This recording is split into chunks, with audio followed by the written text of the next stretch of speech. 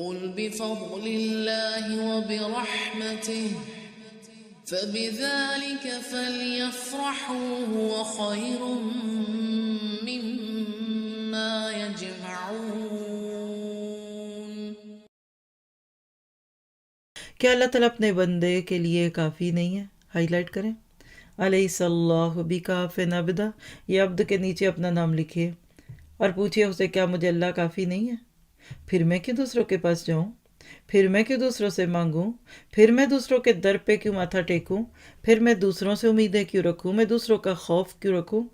اور یاد رکھیے حسبی اللہ لا الہ الا ہوا، پھر حسبنا اللہ و نعم الوکیل۔ کہاں پڑھ کے آئے آپ؟ پورے قرآن میں سورہ آل عمران میں اپنے حسبنا اللہ پڑھا، پھر آپ نے سورت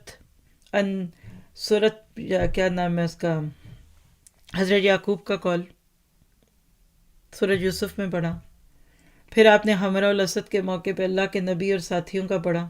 ابراہیم نے آگ میں ڈالتے ہوئے یہی جملے بولے، اللہ کے نبی اور ساتھیوں نے دشمنوں کے ایک بہت بڑے لشکر کی خبر سن کر یہی بولے۔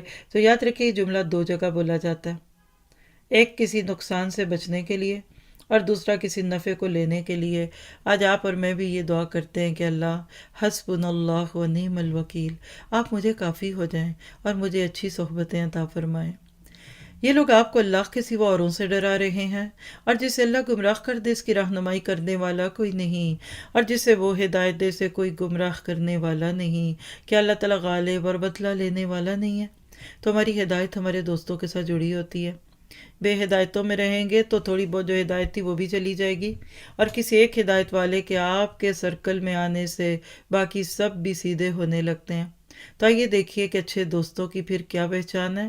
باعمل مسلمان ہوتے ہیں، قرآن اور سنت سے محبت کرتے ہیں، فرقہ پرستی سے بہت دور ہوتے ہیں، حق گو ہوتے ہیں، خیر خواہ ہوتے ہیں، وقت کا بہترین استعمال کرتے ہیں، قناعت و تقوی اور استقامت کے پہاڑ ہوتے ہیں، آخرت کو مقدم اور دنیا کو مؤخر رکھتے ہیں، یعنی ان کی پرائرٹیز دنیا نہیں آخرت ہوتی ہیں، تدبر اور تفکر کے عادی ہوتے ہیں۔